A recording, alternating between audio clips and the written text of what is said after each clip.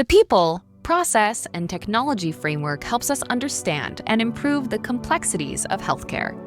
People, processes, and technology are essential standalone components for organizational transformation and improvement in healthcare outcomes.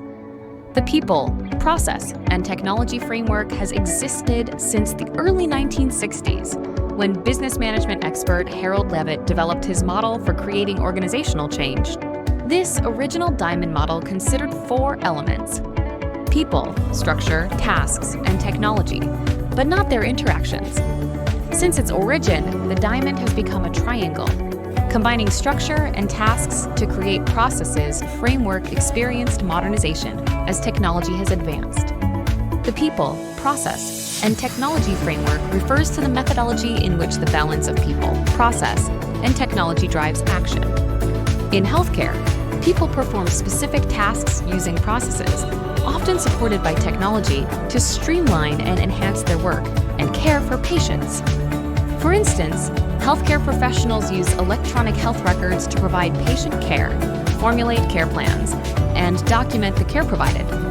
This framework is particularly useful when identifying problems resulting in implementing quality improvement initiatives or evidence-based practice changes. In a healthcare setting, the analogy of a 3-legged stool can be applied. If one leg is unstable, the entire stool wobbles. The people process technology framework is commonly applied in healthcare informatics. Healthcare informatics requires that the 3 elements people, processes, and technology be aligned. If processes are inadequate, people's effectiveness can diminish, and technology may not yield the desired results. In the human factor, Vicente cited the many safety problems in healthcare identified by the Institute of Medicine's reports to error is human. Building a safer health system, noting how technology often does not fit well with human characteristics. Vicente described his studies of nurses' PCA pump errors. Nurses made the errors in large part because of the complexity of the user interface, which required as many as 27 steps to program the device. Vicente and his colleagues developed a PCA where programming required no more than 12 steps.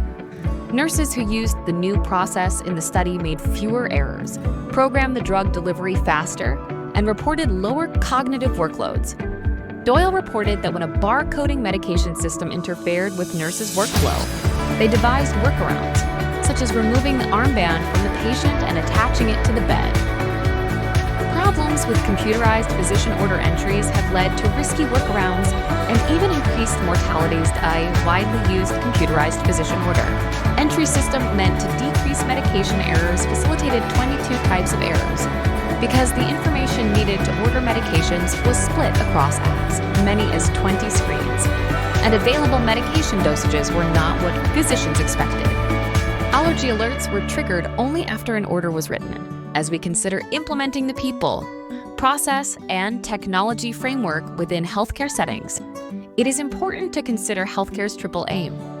This focuses on improving the population's health, lowering costs, and providing better care for individuals. Let's examine each component of the people, process, technology framework. The people are the stakeholders. This includes the patients and those who do the work, like nurses, advanced practice providers, doctors, lab technicians, ancillary staff, administrative staff, and environmental services. Some say this is the most important part of the triangle. Without people, nothing can happen. The process part of the triangle includes the series of actions or steps that need to happen to achieve a particular goal. People are ineffective without processes in place to support their decisions. Some steps to take when you implement processes. Make sure people know how they fit into the workflow. Identify the key steps.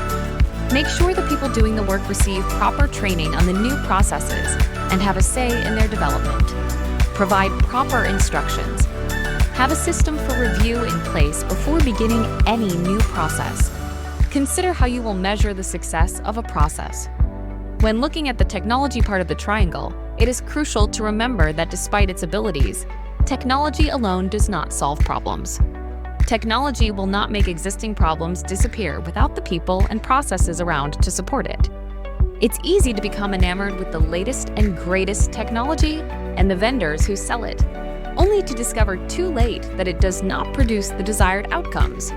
For the people, process, and technology framework to work effectively, consider it a guide, identify your system or clinic's weaknesses, and start fixing them. Choose a problem you want to solve and consider the support of the system you are working in.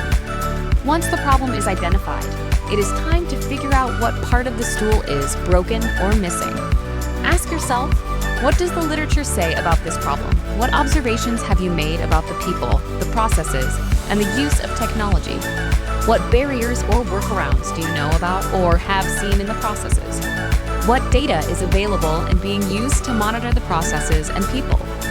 By systematically assessing and refining the interplay of people, processes, and technology, we can foster a culture of continuous improvement that drives better health outcomes for all.